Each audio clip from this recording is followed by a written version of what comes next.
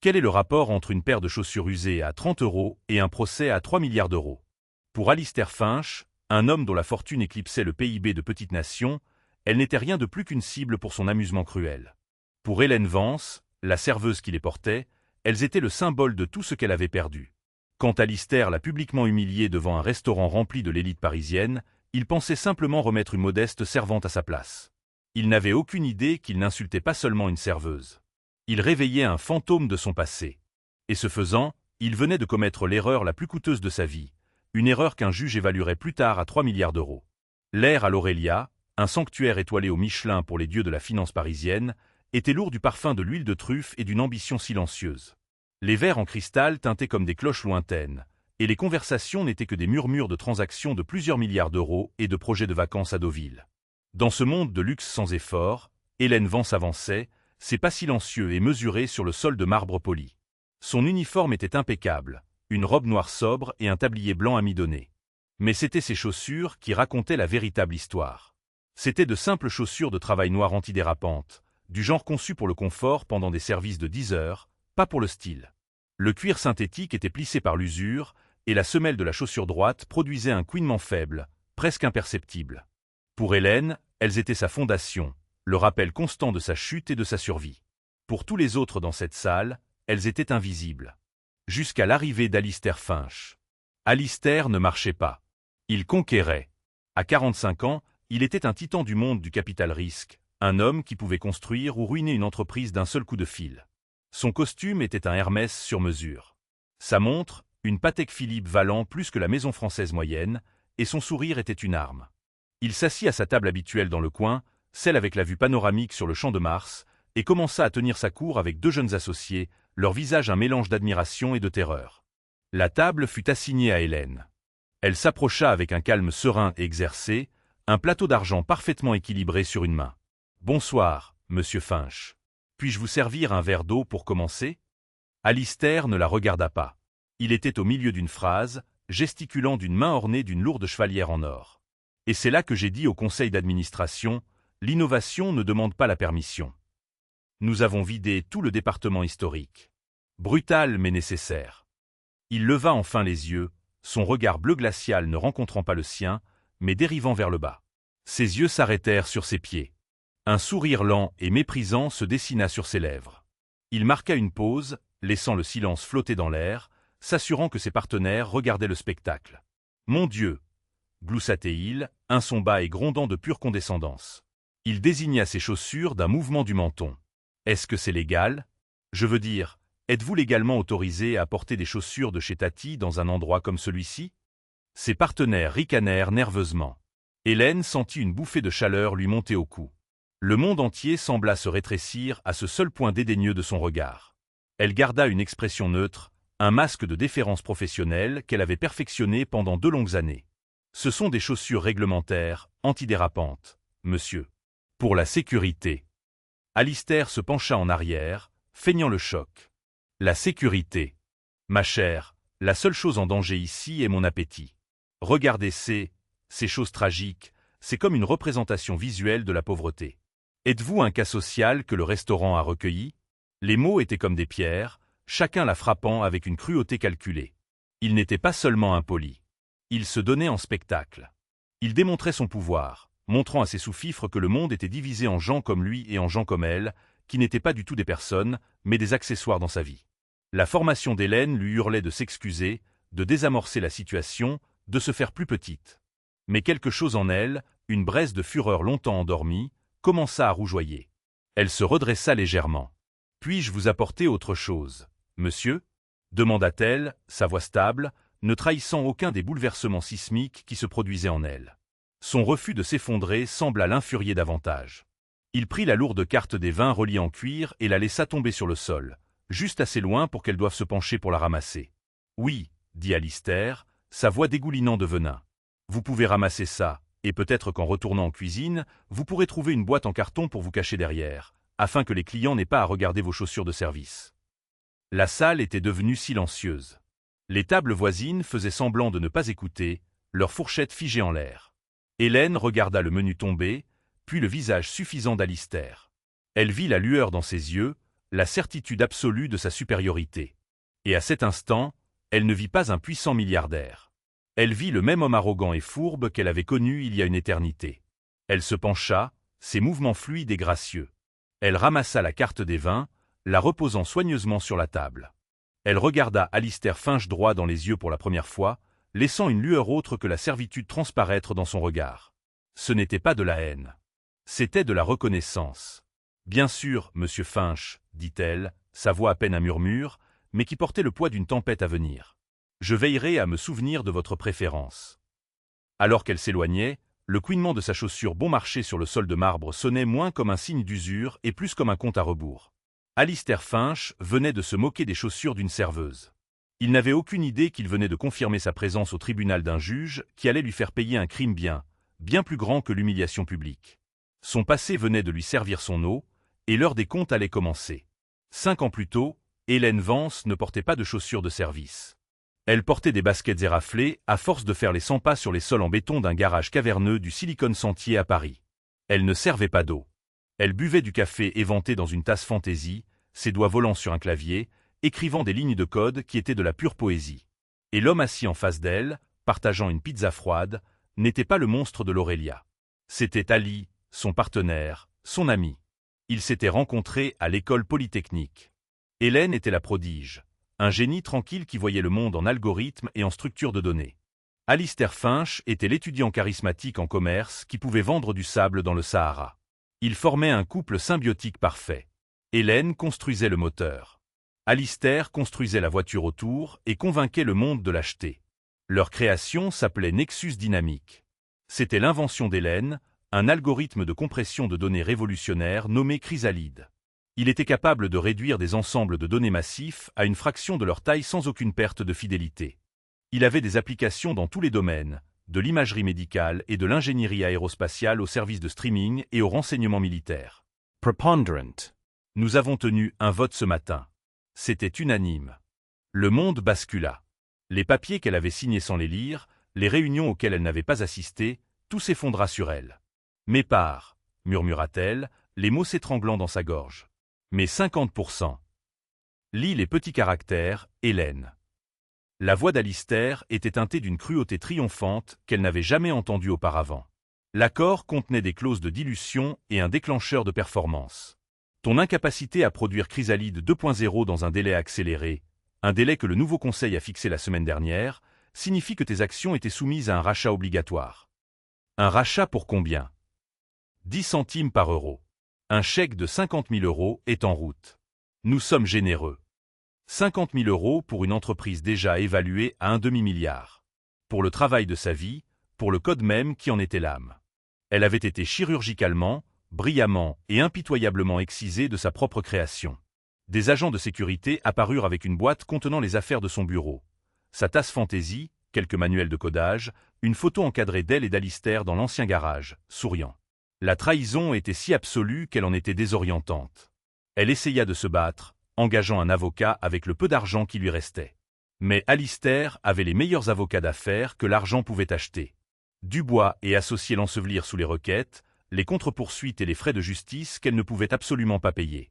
Ils produisirent l'accord qu'elle avait signé, sa signature claire comme le jour. Ils la dépeignirent comme une employée mécontente, pas une fondatrice. En 6 mois, elle était ruinée et brisée. Pire encore, Alistair détruisit systématiquement sa réputation. Il fit fuiter des rumeurs dans la presse spécialisée, la disant instable, difficile à vivre, que le retard sur Chrysalide 2.0 était dû à son incompétence. Personne ne voulait l'embaucher. Son nom était sur une liste noire. Elle fuit le Silicon Sentier, un fantôme hanté par les tours étincelantes qu'elle avait aidé à construire. Elle atterrit à Paris, désespérée de trouver n'importe quel travail qui paierait le loyer. Elle devint serveuse, l'anonymat un étrange réconfort. Elle se débarrassa de l'identité d'Hélène Vance, prodige de la tech, et devint juste Hélène, la femme qui remplissait votre verre d'eau. Et pendant 2 ans, le fantôme dormit. Nexus Dynamique, construit sur son code, devint un mastodonte de 60 milliards d'euros, et Alistair Finch devint une icône mondiale. Hélène observait depuis les coulisses, spectatrice silencieuse de la vie qui lui avait été volée. Jusqu'à ce soir. À l'Aurélia, quand Alistair Finch baissa les yeux sur ses chaussures bon marché et rit, il ne vit pas une serveuse. Il vit un objet, un rien. Il avait oublié la femme qui les portait. Il avait oublié le fantôme qui avait écrit le code.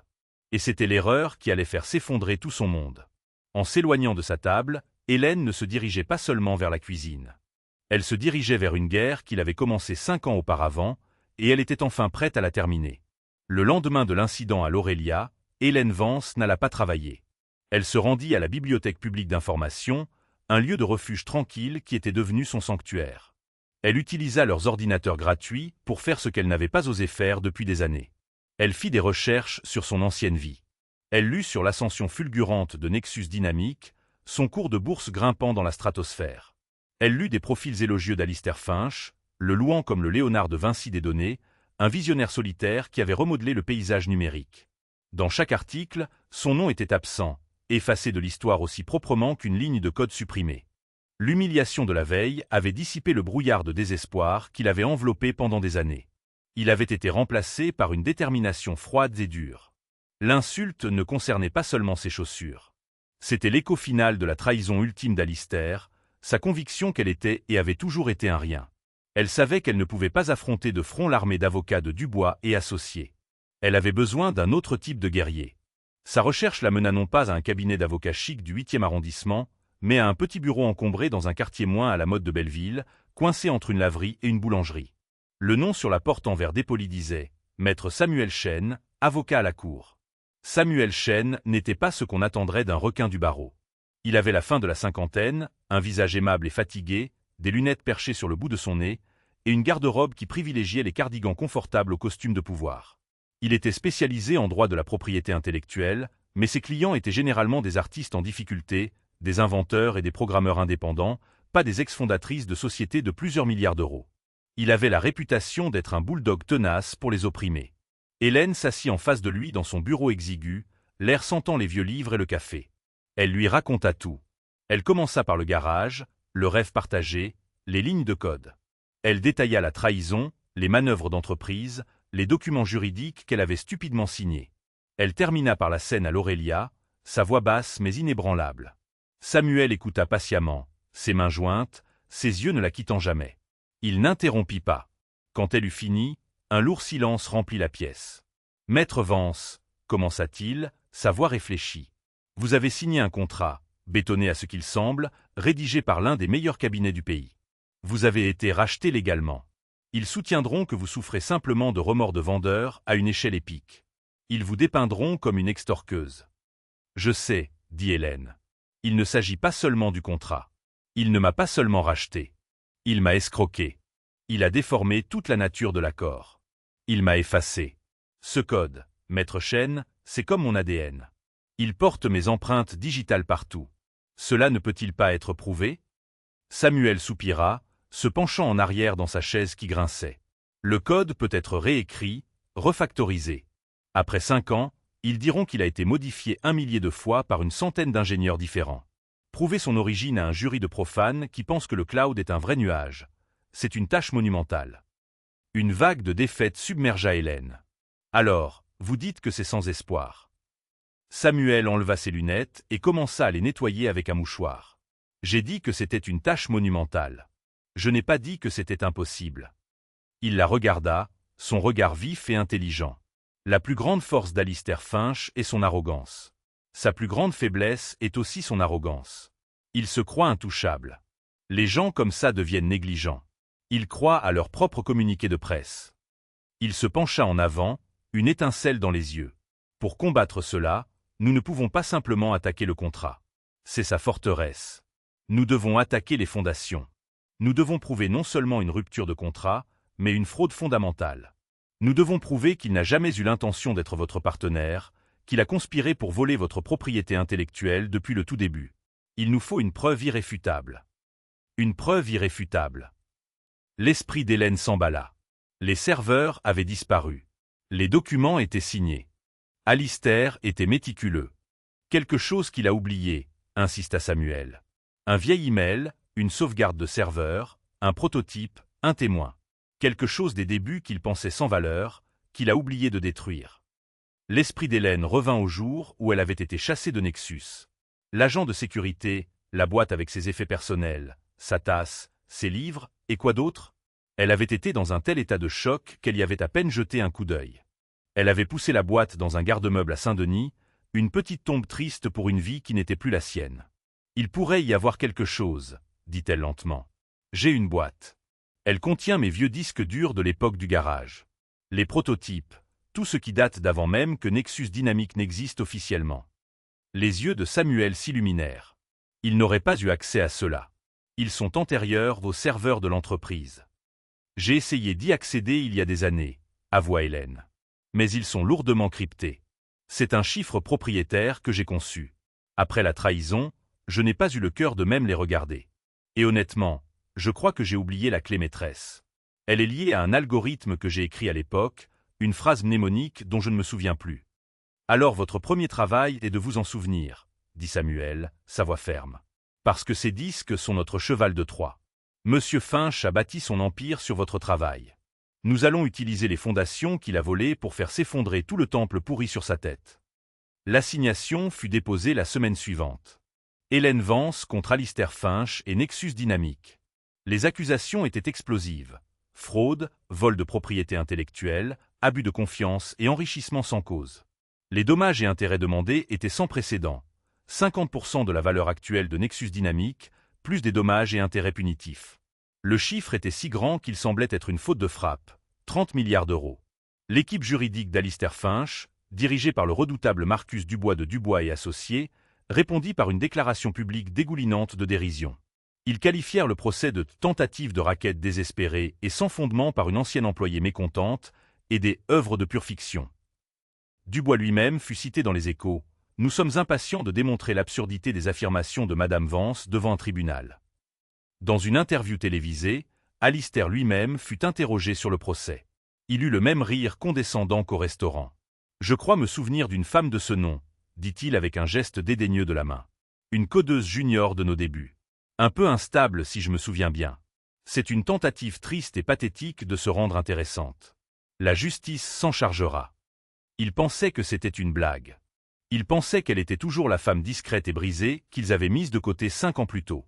Il n'avait aucune idée qu'Hélène Vance, avec son improbable champion Samuel Chen à ses côtés, était déjà au fond d'un garde-meuble de Saint-Denis, entouré des fantômes de son passé, travaillant sans relâche pour trouver la clé qui déverrouillerait non seulement un disque dur, mais la vérité. Et elle commençait à se souvenir. Le garde-meuble était froid et sentait la poussière et le temps oublié. La boîte était telle qu'elle l'avait laissée, scellée avec du ruban adhésif devenu cassant. À l'intérieur, sous de vieux manuels et la photo délavée d'un Alistair plus jeune et plein d'espoir, se trouvaient 2 gros disques durs externes. C'étaient des dinosaures par rapport aux normes technologiques actuelles, mais pour Hélène, c'étaient des capsules temporelles. Ils contenaient le code source original et brut de Chrysalide. L'âme numérique de Nexus Dynamics. Pendant des semaines, Hélène et Samuel transformèrent son petit bureau en laboratoire de technologie forensique. Ils branchèrent les disques, et Hélène se heurta à sa propre création redoutable, un mur de cryptage impénétrable. La clé maîtresse était une chaîne de 256 caractères générée par un algorithme mnémonique qu'elle avait écrit dans un accès de paranoïa ludique. Elle était basée sur une séquence d'événements, de nombres et de phrases de leur début dans le garage. « C'est un palais de mémoire », expliqua-t-elle à Samuel, les yeux dans le vague. Il convertissait une série de souvenirs personnels en une clé cryptographique. C'était censé être inviolable parce que seul Ali et moi connaîtrions la séquence. L'ironie était écrasante. Un système de sécurité construit sur la confiance partagée était maintenant la seule chose qui l'empêchait de prouver que cette confiance avait été violée. Jour après jour, elle essaya. Elle saisit des dates, des bribes de conversation, des lignes de code, l'adresse du garage, le nom de la pizzeria où il commandait toujours. Chaque tentative se heurta à la même réponse froide et impitoyable, accès refusé. Pendant ce temps, la machine juridique d'Alistair Finch tournait à plein régime, tentant de les écraser avant même qu'ils ne mettent les pieds dans une salle d'audience. Marcus Dubois déposa une requête en référé, arguant que l'affaire était fantaisiste et devait être rejetée d'emblée. Il noya Samuel sous une montagne de demandes de communication de pièces, exigeant des années de dossiers financiers d'Hélène, son historique d'emploi, même ses évaluations psychologiques, tout cela conçu pour harceler et intimider. Samuel Chen, cependant, était imperturbable. Pour chaque requête agressive de Dubois, Samuel répondait par une contre-requête méticuleusement documentée et discrètement dévastatrice. Il était David, lançant des pierres juridiques parfaitement ajustées sur un Goliath trop arrogant pour même les voir venir. Il réussit à convaincre la présidente du tribunal, une juge sévère et très respectée nommée Evelyne Rousseau, que la preuve de la fraude dépendait des disques cryptés et qu'ils avaient besoin de temps pour les déverrouiller. La juge Rousseau, intriguée par la nature inhabituelle de l'affaire, leur accorda un sursis. La pression était immense. Les médias dépeignaient Hélène comme une opportuniste avide d'argent. Les trolls en ligne, probablement financés par la machine de relations publiques d'Alistair, l'attaquaient sans relâche. Il y avait des jours où elle avait envie de tout laisser tomber, de se retirer dans la coquille anonyme de sa vie de serveuse. « Il les pousse à me voir comme il me voit », dit-elle à Samuel un soir, son visage pâle sous les néons du bureau. « Comme un rien, une moins que rien. »« Bien, » répondit Samuel, sans lever les yeux d'un mémoire juridique. « Laissez-le faire. Laissez Dubois et le monde entier vous sous-estimer. C'est notre seul et plus grand avantage. Ils se préparent à combattre une serveuse. Ils n'ont aucune idée qu'ils sont sur le point d'affronter l'architecte du royaume tout entier. » Sa foi inébranlable était une bouée de sauvetage. Hélène retourna au problème de cryptage, mais cette fois, elle n'essaya pas de penser comme une codeuse. Elle essaya de penser comme la jeune femme qui l'avait créée. Quels étaient les souvenirs qu'elle avait encodés? Pas seulement les triomphants, mais les petits moments humains. Elle se souvint d'une nuit où ils avaient travaillé 36 heures d'affilée pour traquer un bug dans l'algorithme. À l'aube, épuisé et délirant, Alistair avait fait une blague. « Si ça marche, avait-il dit, nous serons des rois, et ce bug, nous l'appellerons Frédéric Lapuce. La petite nuisance que nous avons écrasée sur notre chemin vers la gloire. » C'était un commentaire idiot, anodin, mais c'était leur commentaire. Ses doigts tremblaient en tapant.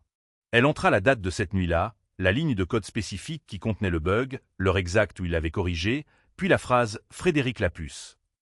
Elle tissa ces éléments dans la structure de son algorithme de palais de mémoire. Elle appuya sur Entrée.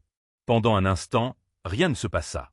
Puis 2 mots apparurent sur l'écran en simple texte vert. Accès autorisé. Le souffle qu'elle retenait s'échappa en un sanglot tremblant.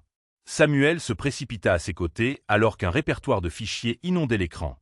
Ils étaient tous là. Le code source original et impeccable de Chrysalide, horodaté et daté des années avant même la constitution de Nexus Dynamics. Mais ce n'était pas la preuve d'irréfutable. Elle navigua vers un dossier partitionné caché qu'elle avait nommé « Journal de projet ». À l'intérieur se trouvaient ses notes de développement privé, un journal de sa création, et niché parmi elles se trouvait autre chose. Une série de mails capturés à l'écran. Ils provenaient d'Alistair. Des emails qu'il avait envoyés depuis un compte privé, non lié à l'école, à son père, un puissant avocat d'affaires. Il les avait envoyés pendant leur période dans le garage. Hélène les lut à voix haute, sa voix tremblant d'un mélange de justification et de douleur renouvelée. « Père, la technologie est encore plus puissante que je ne l'ai décrite. Le code de Vance est brillant, mais elle est naïve.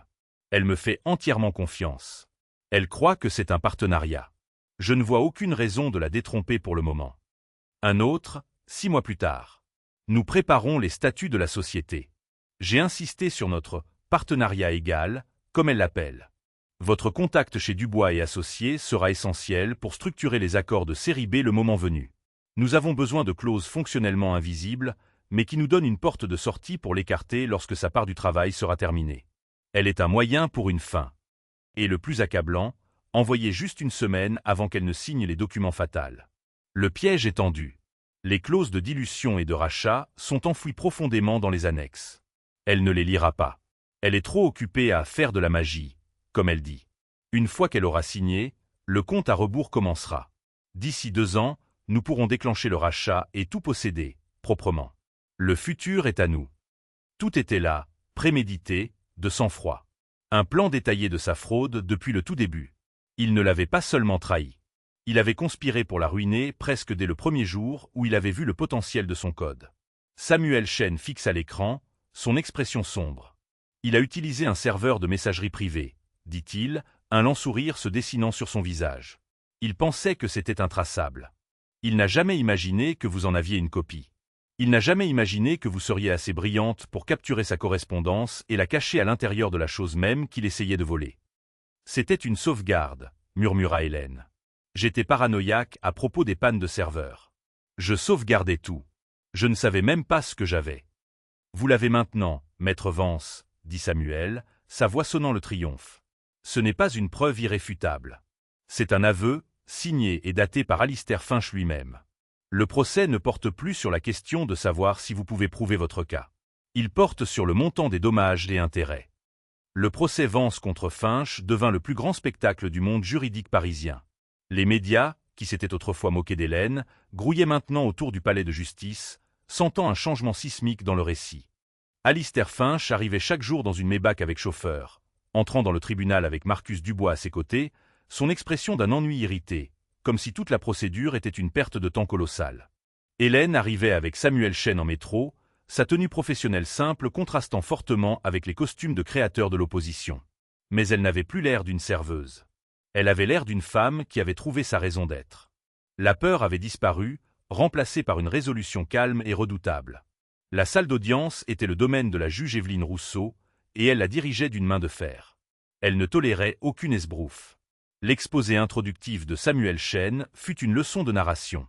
Il brossa le tableau de deux jeunes rêveurs dans un garage, puis détailla méthodiquement une trahison calculée et prédatrice. Il n'éleva pas la voix. Il se contenta d'exposer les faits, culminant avec la promesse d'une preuve irréfutable. Marcus Dubois, en revanche, n'était que fanfaronnade et performance. Il dépeignit Alistair comme un génie visionnaire et Hélène comme une simple figurante avec un procès-loterie, une codeuse ratée essayant de profiter du succès de ses supérieurs. Il ricana des soi-disant preuves, provenant de quelques vieux disques durs poussiéreux. Le tournant se produisit lorsque Samuel appela son premier témoin, Hélène Vance. Pendant 2 jours, Samuel la guida doucement à travers son histoire. Elle expliqua la jeunesse de Chrysalide, sa voix gagnant en confiance alors qu'elle décrivait la complexité élégante de sa création. Elle parla de son partenariat avec Alistair, son témoignage rempli d'une clarté factuelle et triste. Lorsqu'elle raconta le jour où elle fut mise à la porte de sa propre entreprise, sa voix ne se brisa jamais. Elle énonça simplement ce qui s'était passé. Puis vint le contre-interrogatoire. Marcus Dubois s'approcha d'elle comme un prédateur tournant autour de sa proie. Sa stratégie était claire, démolir sa crédibilité et la dépeindre comme une menteuse. « Mademoiselle Vance », commença-t-il, sa voix dégoulinant de condescendance. « Vous êtes actuellement employée comme serveuse. Est-ce exact ?»« Oui », répondit calmement Hélène. « Et pourtant, vous demandez à ce tribunal une somme d'argent plus importante que le PIB de l'Islande. Cela vous semble-t-il raisonnable ? » « Je demande ce qui m'a été volé, » dit-elle, sa voix égale. Sa valeur a augmenté depuis le vol. Dubois arpentait le prétoire devant les jurés. « Vous prétendez être l'architecte de Nexus Dynamics. Pourtant, vous avez signé un contrat, un document juridiquement contraignant, qui cédait vos parts. Avez-vous, oui ou non, signé l'accord de série B ? Oui, je l'ai signé. L'avez-vous lu ? Pas dans son intégralité. Je faisais confiance à mon partenaire. Vous lui faisiez confiance. Dubois rit. Ou n'étiez-vous tout simplement pas assez intelligente pour comprendre les complexités de la finance d'entreprise ? N'est-il pas vrai, mademoiselle Vance, que vous n'étiez qu'une codeuse dans un garage, et que M. Finch était le génie des affaires qui a transformé votre petit passe-temps en une puissance mondiale ? Ce n'était pas un passe-temps, maître Dubois. C'était le travail de ma vie. Et ce n'est pas son génie des affaires qui a fait le succès de Nexus. C'était mon algorithme. La bataille fit rage, mais Dubois ne parvint pas à porter un coup décisif. Hélène était imperturbable, ses réponses précises et honnêtes. Frustré, Dubois commit une erreur fatale.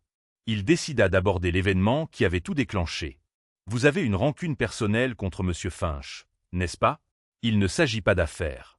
Il s'agit d'une offense perçue dans un restaurant, n'est-ce pas ? Objection, dit calmement Samuel. Non pertinent. Je l'autorise, dit la juge Rousseau, ses yeux fixés sur Hélène. Répondez à la question, maître Vance. Hélène regarda Dubois, puis le jury. Le comportement de M. Finch au restaurant n'est pas la cause de ce procès. C'était simplement un rappel de son caractère. Cela m'a rappelé qu'un homme qui humilierait publiquement une étrangère pour la qualité de ses chaussures est le même homme qui volerait une entreprise à sa partenaire. Dubois avait ouvert une porte qu'il aurait dû laisser fermer. Mais la plus grosse erreur était encore à venir. Contre l'avis de Dubois, Alistair Finch insista pour témoigner. Il était le maître de l'univers, et il était déterminé à remettre lui-même cette petite serveuse à sa place. Il était charmant, confiant et totalement méprisant sous les questions de Dubois. Il se présenta comme un leader bienveillant qui avait essayé de porter Hélène, mais elle n'arrivait pas à suivre. Puis ce fut au tour de Samuel Chêne de le contre-interroger. Samuel était calme, presque déférent. Il fit parcourir à Alistair les premiers jours, le laissant construire son propre récit de visionnaire solitaire. « Donc, monsieur Finch, dit doucement Samuel, Vous seriez d'accord pour dire que la confiance était la pierre angulaire de votre partenariat initial avec Maître Vance. Je crois qu'il faut faire confiance aux gens pour faire leur travail. Oui, dit Alistair avec aisance. Et vous communiquiez fréquemment sur l'entreprise, je suppose, par email, peut-être. Bien sûr, nous étions en contact permanent. Samuel plaça un document devant Alistair. C'était une impression du premier email à son père. Reconnaissez-vous cet email, monsieur Finch, provenant d'un compte privé, non professionnel? Alistair y jeta un coup d'œil. Une lueur de quelque chose, pas de la panique mais de l'agacement, traversa son visage. Peut-être. C'était il y a longtemps. Je demandais conseil à mon père. Des conseils sur la façon de structurer un partenariat, ou des conseils sur la façon d'escroquer votre partenaire naïve. Objection. Rugit Dubois. Accordé. Reformulé, maître Chêne, ordonna la juge Rousseau, mais elle se penchait en avant maintenant, son attention absolue. Samuel projeta l'email pour que tout le tribunal puisse le voir. Il projeta ensuite le deuxième, puis le troisième. À chaque email, le sang-froid d'Alistair commençait à se fissurer. Son visage devint rouge. Son sourire charmant fut remplacé par un trait serré et en colère. C'est sorti de son contexte, gronda-t-il. C'est une fabrication. Une fabrication, monsieur Finch? Demanda calmement Samuel. Des experts en informatique judiciaire ont authentifié les métadonnées des fichiers originaux. Ces emails sont aussi réels que la chaise sur laquelle vous êtes assis. Ils détaillent un plan prémédité pour voler la propriété intellectuelle de Maître Vance et la forcer à quitter l'entreprise qu'elle a cofondée. Est-ce votre témoignage que vous n'avez pas écrit cela? Alistair était piégé. Le jury le dévisageait, leurs expressions passant de l'admiration au dégoût. Il chercha l'aide de Dubois, mais son avocat ne put que secouer légèrement la tête. Acculé et enragé, l'arrogance d'Alistair éclata. Il pointa un doigt tremblant vers Hélène. C'est absurde. J'ai bâti un empire. J'ai pris son petit bout de code et j'en ai fait quelque chose qui a changé le monde. Elle n'en aurait rien fait. Elle serait toujours dans un garage, ou plus probablement en train de servir des cafés. Regardez-la. A-t-elle l'air de quelqu'un qui peut diriger une entreprise de 60 milliards d'euros? Elle ne pouvait même pas se payer une paire de chaussures décentes. La salle d'audience tomba dans un silence choqué. Il l'avait fait, devant la juge, le jury et le monde entier. Il avait confirmé le caractère même qu'Hélène avait décrit. Il avait prouvé qu'il était l'homme du restaurant, cruel, méprisant et aveuglé par sa propre démesure. La juge Rousseau le fixa, son visage un masque de fureur froide. Samuel Chêne retourna lentement à sa table. Il n'avait pas besoin de poser une autre question. Cet argument repose sur l'idée que le rachat était légitime. Ce tribunal a jugé qu'il était l'aboutissement d'un montage frauduleux à long terme. Par conséquent, le contrat est nul et non avenu. Nous devons défaire la fraude. Le droit de l'équité exige que la partie lésée soit rendue entière. Qu'elle soit placée dans la position où elle se serait trouvée si la fraude n'avait pas eu lieu. Maître Vance était cofondatrice à 50%. Elle a droit à sa part de 50%. Un murmure parcourut la salle d'audience. Marcus Dubois se leva d'un bond. Votre honneur, 50% de Nexus Dynamics représenterait 30 milliards d'euros. Cela mettrait l'entreprise en faillite. Et monsieur Finch? La juge Rousseau le foudroya du regard par-dessus ses lunettes. Asseyez-vous, maître Dubois. Je suis bien consciente du calcul. Peut-être que si votre client avait réfléchi au coût de ses actions, nous n'en serions pas là. Les conséquences de ces actes peuvent être, et dans ce cas sont, monumentales. Elle n'avait pas fini. Cependant, continua-t-elle, le tribunal reconnaît également le travail des milliers d'employés qui ont bâti sur la création initiale de Maître Vance. Accorder 50% complet en actions pourrait déstabiliser l'entreprise et nuire à des employés innocents. Par conséquent, le tribunal ne dissoudra pas l'entreprise, mais appliquera un jugement qui reflète sa part légitime. Ce tribunal ordonne par la présente à Alistair Finch de payer à Hélène Vance une somme calculée sur une partie de sa participation fondatrice plus d'importants dommages et intérêts punitifs pour la nature flagrante de la fraude. Nous avons examiné sa participation de 50%, évaluée aujourd'hui à environ 21 milliards d'euros après la chute de l'action. Nous avons considéré la nature flagrante de la fraude qui a duré des années. Elle regarda directement Alistair.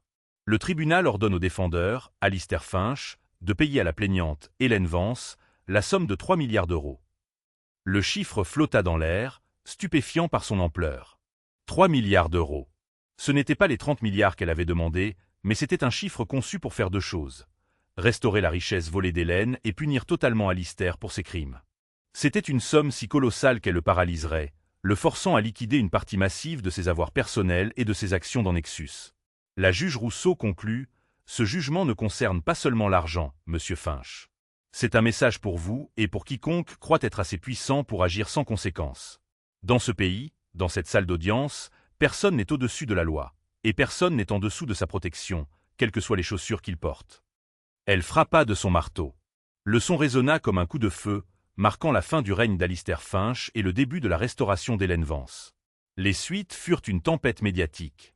Alistair Finch était ruiné. Le paiement ordonné par le tribunal le força à vendre un énorme bloc de ses actions Nexus à un prix déprimé, lui coûtant sa participation de contrôle dans l'entreprise. Le conseil d'administration, confronté à des révoltes d'actionnaires, le licencia rapidement et sans cérémonie. L'homme qui avait d'autrefois fait la couverture des magazines d'affaires devint un paria, un Icare des temps modernes dont les ailes d'arrogance avaient fondu à la lumière vive de la justice. Son empire, construit sur un mensonge, n'était plus le sien. Hélène Vance, d'un autre côté, géra son nouveau statut avec la même dignité discrète qu'elle avait montrée en tant que serveuse. Elle donna une seule conférence de presse, sur les marches du palais de justice, avec Samuel Chen à ses côtés. Elle ne jubila ni ne célébra. Elle remercia simplement le tribunal et son avocat d'avoir cru en la vérité. Pendant 5 ans, dit-elle, sa voix claire et forte, mon nom a été effacé. Aujourd'hui, il a été réinscrit dans l'histoire. Il ne s'agissait jamais seulement de l'argent. Il s'agissait de cette histoire, la véritable histoire. Puis elle disparut de la scène publique. Les spéculations allaient bon train. Achèterait-elle une île privée, une flotte de jets, ou deviendrait-elle une recluse? Le monde attendait que la serveuse devenue milliardaire se livre aux excès du monde qu'Alistair Finch avait habité. Ils attendirent en vain. 6 mois plus tard, une nouvelle fondation fut annoncée dans le monde de la technologie, la Fondation Chrysalide pour l'innovation éthique. Sa mission était de fournir des financements, un soutien juridique et un mentorat à de jeunes innovateurs, avec une charte stricte axée sur les pratiques éthiques, la propriété des créateurs et la transparence. Elle fut dotée d'un investissement initial d'1 milliard d'euros. La fondatrice et présidente était Hélène Vance. Son premier acte fut d'engager Samuel Chen comme conseiller juridique principal de la fondation, lui versant un salaire qui reflétait enfin son génie. Le siège de la fondation ne se trouvait pas dans un gratte-ciel étincelant de la Défense, mais dans un entrepôt magnifiquement restauré à Belleville, non loin de l'ancien bureau de Samuel. Il abritait un incubateur de start-up à la pointe de la technologie, fournissant des ressources à de jeunes esprits brillants qui avaient de grandes idées mais manquaient des relations et du capital des Alistair Finch de ce monde. Une journaliste d'un grand journal spécialisé en technologie obtint finalement une interview. Elle trouva Hélène non pas dans un bureau somptueux, mais dans l'un des laboratoires, en train de discuter avec une jeune étudiante de son code. Elle était vêtue d'un simple jean et d'un pull. À ses pieds, une paire de baskets confortables. « Madame Vance, » demanda la journaliste, « tout le monde veut savoir. Après tout ce que vous avez traversé, pourquoi cela? Pourquoi ne pas simplement profiter de votre victoire ?» Hélène regarda autour d'elle le laboratoire animé, les jeunes visages pleins d'espoir et d'excitation. « Parce que je me souviens de ce que c'était dans le garage, » dit-elle avec un petit sourire. Le rêve n'était pas de devenir riche. C'était de construire quelque chose qui comptait. Alistair a oublié ça. Il pensait que le but était l'argent, le pouvoir, la montre Patek Philippe. Le vrai but, c'est la création. Elle baissa les yeux sur ses baskets. Alistair Finch m'a un jour jugé sur mes chaussures. Il pensait qu'elles me définissaient comme sans valeur. Mais ce que vous portez aux pieds n'a pas d'importance. Ce qui compte, c'est où vous vous tenez. Et je me tiens aux côtés de la prochaine génération de créateurs pour m'assurer que ce qui m'est arrivé ne leur arrive jamais. L'histoire de la serveuse qui a fait tomber le milliardaire est devenue une légende. Non pas à cause de l'argent qu'elle a gagné, mais à cause de ce qu'elle a choisi d'en faire. Elle n'a pas seulement récupéré sa fortune volée. Elle l'a utilisée pour construire une nouvelle fondation, une fondation qui valorisait l'intégrité plutôt que l'arrogance et les créateurs plutôt que les conquérants. L'architecte avait enfin pu concevoir son propre monde, et c'était un monde construit pour durer.